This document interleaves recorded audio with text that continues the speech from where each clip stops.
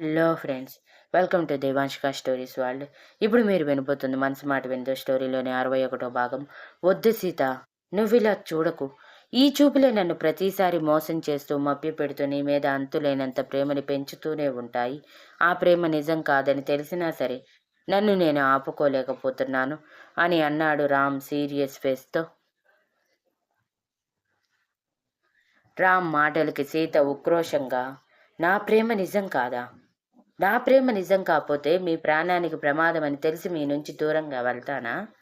ఏం మాట్లాడుతున్నారు రామ్ గారు? మీరంటే నాకెంత ఇష్టమో మీకు కూడా తెలుసు. ఇంకా జరిగింది చాలండి. ఇక నా వల్ల కాదు ఇవన్నీ భరించటం. ముందు స్వాతి అక్క సంగతి చెప్పాలి. ఎంత మోసం చేసింది, నన్ను ఎంత ఎంత మభ్యపెట్టింది, నా జీవితాన్ని నాశనం చేయాలనుకుంది. దానిని ఊరికే వదలను అని ఆవేశంగా అంటే,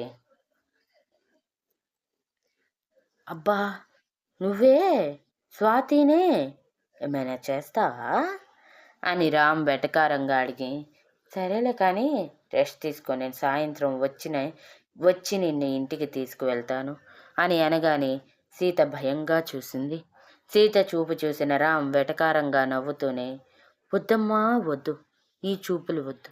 నీ చూపులు చూస్తుంటే ఇంకా నువ్వు నాతో రావటానికి సిద్ధంగా లేనట్టు అనిపిస్తుంది. ఇక నీ నిర్ణయంతో కూడా నాకు అనవసరం.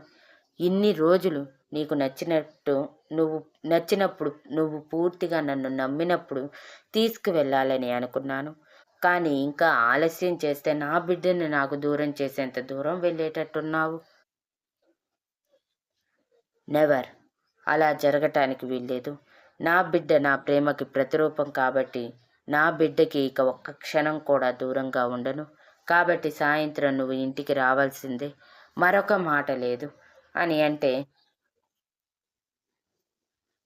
సీత భయంగా, నేను నేను ఇంట్లో ఉండి వాళ్ళని ఫేస్ చేయలేనండి. నేను వచ్చే ముందు మిమ్మల్ని అన్న మాటలు నేను ఏదీ మర్చిపోలేదు. వాళ్ళకి నా మీద చాలా కోపం ఉందండి. నేను కూడా తక్కువేమీ చేయలేదు కదా వాళ్ళు నా మీద కోపంగా ఉండకపోవటానికి అని బాధగా అంటే, నీ తప్పు నువ్వు తెలుసుకున్నావు కదా, అది చాలే. నోరు మూసుకొని రెస్ట్ తీసుకో. నీకు కావలసినవన్నీ వండటానికి ఒక పని మనిషి ఉంది ఇక్కడ.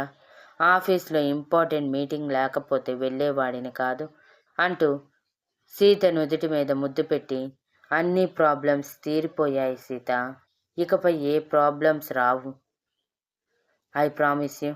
నువ్వు వెళ్తాను అన్నా నేను వెళ్ళనివ్వను ఇక. అర్థమైందా? స్వాతి ప్రాబ్లం నేను సెటిల్ చేస్తాను. కానీ నీకు నిజం తెలిసినట్టు ఎవ్వరికీ తెలియకూడదు.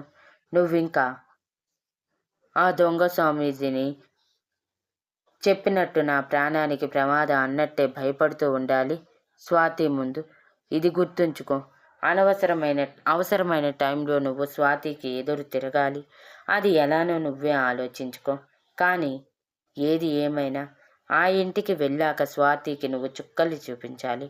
నాకు భయం రామ్ గారు, నా వల్ల కాదు అన్నమాట నీ నోటి నుంచి వచ్చింది అంటే ప్రతి నైట్ నీకు పనిష్మెంట్ ఉంటుంది అని సీరియస్గా చెప్పటంతో సీత కప్పలా నోరు తెరిచింది. ఆ పనిష్మెంట్ ఏంటో అర్థమై రామ్ అల్లరిగా కన్ను కొట్టి, నువ్వు ఆలోచిస్తుంది కరెక్టే. ఇకపై మన మధ్య దూరం ఉండటం నాకు ఏమాత్రం ఇష్టం లేదు. డాక్టర్ని ఆల్రెడీ నేను అడిగాను కాబట్టి నో ప్రాబ్లం అని సీతని చూస్తూనే కింద పెదవి కొరుకుతూ చెప్పి, బాయ్ సీత, ఇక్కడే ఉంటే ఇక వెళ్ళలేను అని చెప్పేసి సీత పెదవుల మీద పెక్కి ఇచ్చి నవ్వుతూ వెళ్ళిపోతే, అప్పటి వరకు భారంగా మారిన హృదయం ఒక్కసారిగా మామూలు అయిపోయి, ఇక జీవితంలో తను రామ్ నుంచి దూరంగా వెళ్ళలేదు అన్న సంతోషం సీతని నిలువనివ్వకుండా చేయటంతో అదే సంతోషంతో బెడ్ మీద వాలింది. ముందు రోజు రాత్రి లేని నిద్ర ఇప్పుడు ముంచుకొస్తూ ఉండటంతో అలానే కళ్ళు మూసుకొని నిద్రపోయింది సీత. ఆ రోజు సాయంత్రం రామ్ వచ్చేసరికి సీత నీట్గా శారీ కట్టుకొని రెడీ అయి ఉంటే రామ్ ఒకసారి తనని పైనుంచి కింద వరకు చూసి, రెడీ అయిపోయావా, ఇక బయలుదేరదామా అని అంటే, గుడికి వెళ్దాం రామ్ గారు మీరు కూడా ఫ్రెష్ అవ్వండి ప్లీజ్ అని అడిగితే, సరే నీ కోరిక నేనెందుకు కాదని అంటాను అంటూ రామ్ కూడా ఫ్రెష్ అయ్యి అక్కడ ఉన్న తన బట్టల్లో మరొక ఫార్మల్ డ్రెస్ వేసుకొని సీతని తీసుకుని గుడికి వెళ్ళి దర్శనం చేసుకుని 7 గంటల సమయంలో తన మ్యాన్షన్లో అడుగుపెట్టాడు. మళ్ళీ తిరిగి ఆ మ్యాన్షన్ చూడటం దాదాపు 2 నెలల తర్వాత కావటంతో సీత గుండెల్లో భయం మొదలయ్యి అందరూ తనని ఎలా రిసీవ్ చేసుకుంటారో ఏమో అన్న భయంతో రామ్ చేతిని గట్టిగా పట్టుకొని రామ్ అడుగులో తన అడుగులు నిలిపింది. గుమ్మం వరకు వెళ్ళిన రామ్ నాని అని పిలవగానే అప్పటికే అందరినీ హాల్లో ఉండమని చెప్పటం వలన అందరూ హాల్లోనే ఉండటంతో రామ్ పిలుపుకి భువనేశ్వరి గారు రామ్ వైపు చూసి సీత రామ్ పక్కన కనిపించటంతో ఎక్కడి లేని సంతోషంతో మొత్తానికి అనుకున్నట్టుగా సీతని తీసుకువచ్చేశాడు నా కన్నయ్య అంటూ పైకి లేవగానే నాని ముందు దిష్టి తీయించు అని అన్నాడు. ఒక్క నిమిషం కన్నయ్య అంటూ రూపగారి వైపు చూస్తే అప్పటికే రూపగారి మొహం అప్రసన్నంగా ఉండటం చూసి ఆవిడికి చెప్పకుండా రుక్మిణి వెళ్ళు అనటమే. రుక్మిణి గారికి సీత మీద ఎటువంటి కోపం లేకపోవటంతో రామ్కి సీతకి కలిపి దిష్టి తీసి లోపలికి రమ్మని చెప్పి పని మనిషికి ఎర్రనీళ్లు పడేయమని అందించి వాళ్ళ వెనకే వచ్చారు. బిక్కుబిక్కుమంటూ లోపలికి అడుగుపెట్టిన సీత రామ్ చేతిని వదలకుండా పట్టుకొని హాల్ మధ్యలోకి రాగానే రూపగారు సీతని చూసి షాక్ అయి పైకి లేచి, ఎందుకు మళ్ళీ ఇక్కడికి వచ్చావు? తను నిన్ను ఎన్ని మాటలు అందో మర్చిపోయావా? మన ఇంటి పరువుని బజారులో పెట్టింది మర్చిపోయావా? అలాంటి దాన్ని ఎందుకు మళ్ళీ మన ఇంటికి తీసుకువచ్చేశావు? పంపించే సీతని నేను పంపించే సీతని మరోసారి నీ మనసు బాధపడటం నాకేమాత్రం ఇష్టం లేదు అభి అని ఆవేశంగా అరుస్తూ ఉంటే స్వాతి మాత్రం షాక్ అయ్యి చూస్తూ ఉంది. ఇంతలో భువనేశ్వరి గారు గంభీరంగా రూపా అని అరవటంతో రూపగారు అసహనంగా తన అత్తగారి వైపు చూశారు.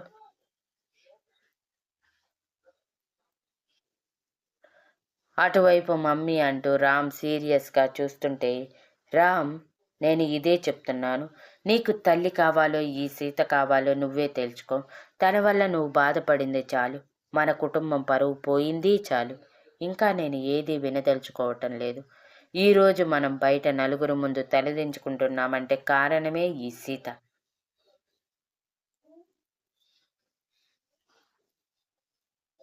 తెలిసి తెలియకుండా ఒకరిని నిందించటం చాలా ఈజీ అయిపోయింది.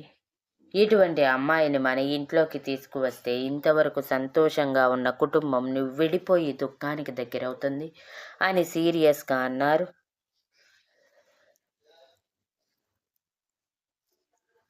రూపా అంటూ భువనేశ్వరి గారు మరోసారి గంభీరంగా ఆరిస్తే, అత్తయ్య గారు ప్లీజ్ ఈ విషయంలో మాత్రం మీరు అభ్యంతరం చెప్పకండి అంటూ రామ్ వైపు చూస్తే, నాకు సీత అంటే ఇష్టం మమ్మీ, సీతతో ఉంటేనే నేను సంతోషంగా ఉంటాను.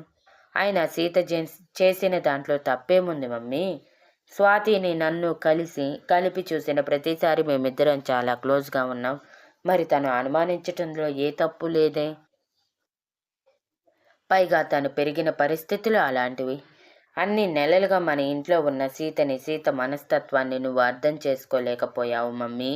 సడన్గా జరిగిన పెళ్ళిని తను యాక్సెప్ట్ చెయ్యాలి, తనని తాను నాకు ఇచ్చేయాలి. కానీ నేను మాత్రం నా ఇష్టం వచ్చినట్టు ఉండొచ్చు, అంతే కదా నువ్వు మాట్లాడుతుంది అని అంటే,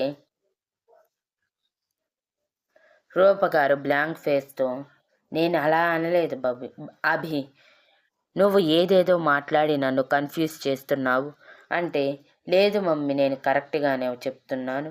మీ అందరికీ తెలియాల్సిన నిజం మరొకటి ఉంది. మీరందరూ అనుకున్నట్టు నానిని కాపాడింది స్వాతి కాదు, సీత. నా సీత కాపాడింది. అది నాకు పెళ్ళైన మరుసటి రోజు తెలుసు. కానీ తన నోటి నుంచి తను చెప్తే బాగుంటుందని ఇన్ని రోజులు ఆగాను. కానీ తను చెప్పలేదు. నువ్వే అప్పుడప్పుడు అంటావు కదా మమ్మీ, చేసిన సాయం చేసిన చోటే మర్చిపోవాలి. అది నలుగురికి చెప్పి నేను ఇది చేశాను అంటూ గొప్పకి పోకూడదని. నా సీత అలాంటిది మమ్మీ.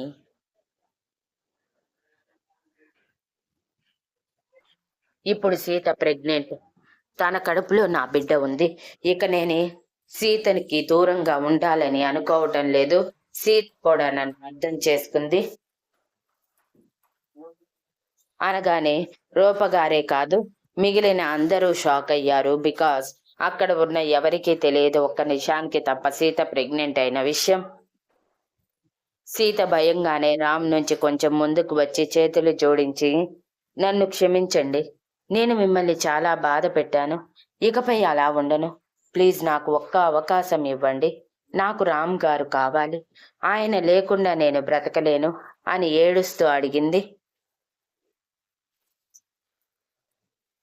ఎవరికి ఏం చెప్పాలో అర్థం కాలేదు, కానీ స్వాతికి మాత్రం కాళ్ళ కింద భూమి కంపించినట్టు, సీత ప్రెగ్నెంట్ ఏంటి, అసలు అవకాశం లేదు కదా, వాళ్ళిద్దరూ కలవలేదు కదా అని పిచ్చి పిచ్చి ఆలోచనలు చేస్తూ, పిచ్చి చూపులు చూస్తూ, మేబీ ఇది అబద్ధం అయ్యుండొచ్చు. అభి కావాలని అబద్ధం చెప్తున్నాడేమో సీతని అందరికీ దగ్గర చేయటానికి. హా, ఇదే నిజం. లేకపోతే సీత ప్రెగ్నెంట్ అని తెలిసిన వెంటనే ఇక్కడికి వచ్చేది. ఇన్ని రోజులు ఎందుకు ఆగుతుంది? పైగా వీళ్ళిద్దరూ దూరంగా ఉండి ఇప్పటికీ 2 నెలల పైనే అవుతుంది. ఆల్మోస్ట్ 3 months నుంచి ఇద్దరి మధ్య మనస్పర్ధలు ఉన్నాయి. ఇంతకుముందు కాపురం కూడా మొదలు పెట్టలేదు. ఇంకెలా అవుతుంది ఈ Sita pregnant? No, Sita character వేరే మగాడి దగ్గరికి వెళ్ళేది కూడా కాదు, కాబట్టి ఇది అబద్ధం. ఇద్దరు కలిసి నాటకాలు ఆడుతున్నారు. ఎన్ని రోజులు ఈ నాటకాలు ఆడుతారో నేను చూస్తాను. ఇది వచ్చిన దారిని ఏడుస్తూ వెళ్ళేలా చేస్తాను. దీనిని భయపెట్టి బెదిరించటం, మభ్యపెట్టడం నాకు పెద్ద పని కాదు అని తనలో తానే గర్వంగా అనుకుంటూ సీత వైపు చీప్ లుక్ ఇచ్చింది. అందరూ ఎవరి ఆలోచనల్లో వాళ్ళు ఉండగానే రామ్ సీతని తీసుకొని తన రూమ్కి వెళ్ళిపోయాడు. ఇక రూపగారికి మాట లేనట్టు నోరు మూగబోయి ఉంటే భువనేశ్వరి గారు మాత్రం తేరుకొని ఎంతో సంతోషంగా, నా కన్నయ్య తండ్రి కాబోతున్నాడు. అంటే అంటే త్వరలో ఈ ఇంటిలో బుల్లి కన్నయ్య పారాడబోతున్నాడు. ఎంత శుభవార్త! రూప, అందరి నోర్లు తీపిచే. రఘు, అందరికీ జీతాలు 2 నెలలు ఎక్కువ, అదే బోనస్ ఇచ్చే అని ఆనందంతో అరుస్తూ ఉంటే మిగిలిన వాళ్ళందరూ కూడా అంతే సంతోషంగా ఉన్నారు. రూపగారు మాత్రం, అత్తయ్య, ఇది ఎలా సాధ్యం? ఇద్దరి మధ్య ఏ సంబంధం లేదన్నారు కదా, మరి సీత ఎలా ప్రెగ్నెంట్ అవుతుంది, మీరే చెప్పండి అని అనుమానంగా అడిగారు. రూప, ఇప్పటికే చాలా చేశావు. చేస్తానని బెదిరించి ఇదిగో ఈ పిల్లని తీసుకువచ్చి ఇక్కడ పెట్టావు. ఇప్పుడు ఈ పిల్ల నిజస్వరూపం కూడా బయటపడింది. అసలు ఇదంతా ఈ పిల్ల వల్లే వచ్చింది. సీత ఈ ఇంటి నుంచి బయటికి వెళ్ళటానికి కారణం ఈ పిల్ల కానీ లేకపోతే నా కన్నయ్య సీత ఎంతో సంతోషంగా ఉండేవాళ్ళు. అయినా వాళ్ళ బెడ్రూమ్లోకి నువ్వు తొంగి చూసావా? ఇద్దరు కాపురం చేయలేదని నీకు తెలుసా? ఎందుకు నీ ఇష్టానికి నువ్వు ఊహించుకుంటున్నావు? ఇక చాలు, ఆపే. సీత ఇప్పటి నుంచి ఈ ఇంట్లోనే ఉంటుంది. ఈ ఇంటి పెద్ద కోడలు సీత మాత్రమే అని గంభీరంగా అనగానే ఈసారి రూపగారు కూడా ఏం మాట్లాడలేకపోయారు. ఇంతవరకు కేవలం సీత రామ్ని సంతోషంగా చూసుకోలేకపోయింది.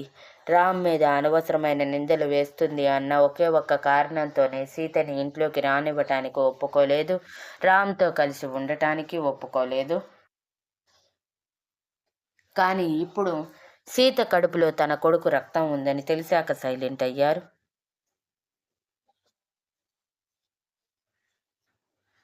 రూపగారు ఏం మాట్లాడకపోవడంతో ఉన్న ఒక్క బలం పోతున్నట్టు అనిపించింది. స్వాతి కంగారుగా, అత్తయ్య, మీరేంటి అలా సైలెంట్గా ఉన్నారు? ఏదో ఒకటి మాట్లాడండి. ఇదంతా అబద్ధం అత్తయ్య. మీరే అన్నారు సీతకి అభికి మధ్య ఎటువంటి సంబంధం లేదని, వాళ్ళు అసలు కాపురమే స్టార్ట్ చేయలేదని. ఇంకెలా సీత ప్రెగ్నెంట్ అవుతుంది చెప్పండి? వాళ్ళు కావాలని నాటకాలు ఆడుతున్నారు అత్తయ్య అని అంటూ ఉండగానే స్వాతి చెంప పగిలి కింద పడింది. ఎవరు కొట్టారు అన్నట్టు వెనక్కి తిరిగి చూడగా అక్కడ స్పందన ఆవేశంతో ఊగిపోతూ, నీలా నా వదిన అబద్ధాలు చెప్పే రకం కాదు. ఏదైనా మొహం మీదే మాట్లాడుతుంది. తనకి తెలిసిన నిజాలు బయట పెడుతుంది. కష్టం వస్తే మనసులోనే దాచుకుంటుంది, కానీ నీలా నలుగురిని ముంచాలని అనుకోదు. ఈ ఇంట్లో తనకి అన్ని హక్కులు ఉన్నా కేవలం నువ్వు అన్నయ్య ప్రేమించుకుంటున్నారు అన్న ఒకే ఒక్క అపోహలో నీకోసం అన్నయ్యని వదిలేసి వెళ్ళింది. అది నా వదిన. ఇంకొకసారి నా వదిన గురించి తప్పుగా మాట్లాడావంటే ఇన్ని రోజులు ఈ ఇంట్లో ఉన్నందుకు, ఇప్పుడు ఇలా మాట్లాడుతున్నందుకు నా చేతుల్లో చస్తావు అని ఆవేశంగా చెప్పి, ముందు దీన్ని ఇంటి నుంచి బయటికి గెంటేసేనని దరిద్రం వదిలిపోతుంది అని అంది. దెబ్బకి స్వాతికి భయం పట్టుకుంది, కానీ ఆ భయాన్ని బయటికి చూపించకుండా, నేను చూస్తాను నన్ను ఎలా బయటికి పంపిస్తారు. నన్ను కానీ బయటికి పంపించారో మీ అందరినీ రోడ్డు మీదకి లాగటానికి క్షణం కూడా ఆలోచించను, గుర్తుంచుకోండి. నాకు అభి అంటే ప్రాణం. అభితో నా పెళ్లి చేస్తానని మీరు బయటికి కూడా అనౌన్స్ చేశారు. పెళ్లి వరకు వెళ్ళిన నా పెళ్లి ఒక్కసారి ఆగిపోయిందంటే కారణం సీత. ఆ రోజు సీత వల్ల ఆగిపోయింది, ఇప్పుడు కూడా ఆగిపోతుంది అంటే చూస్తూ ఊరుకోను అని బెదిరించింది. ఇంతలో రామ్ కిందకి వస్తూ, నాని ఏంటి ఇక్కడ న్యూసెన్స్ అని అడిగాడు. భువనేశ్వరి గారు విసుగ్గా, మన ఇంటిలోకి వచ్చిన పిచ్చి కుక్కని తీసుకువెళ్ళి బయట పారేద్దాం అనుకుంటుంటే నోటికి వచ్చినట్టు మాట్లాడుతుంది కన్నయ్య అని అన్నారు. ఆ మాటకి రామ్ అందరి వైపు ఒకసారి చూసి తన గొంతు విప్పి తన నిర్ణయం చెప్పాడు స్వాతి విషయంలో. అది ఏమై ఉంటుందో గెస్ చేయండి ఫ్రెండ్స్. Next update promo. ఏయ్, మళ్ళీ నువ్వేంటి ఇక్కడ? మళ్ళీ నా అభిని నీ వైపు తిప్పుకోవాలని చూస్తున్నావా? మర్చిపోయినట్టున్నావా అభి నన్ను ప్రేమిస్తున్నాడు, నిన్ను కాదు. ఎన్నిసార్లు చెప్పినా సిగ్గు లేకుండా అభి వెనక పడుతున్నావు. నీకు క్యారెక్టర్ లేదా అని ఇష్టం వచ్చినట్టు మాట్లాడింది Swathi. Thank you for listening and please like, share, comment and subscribe.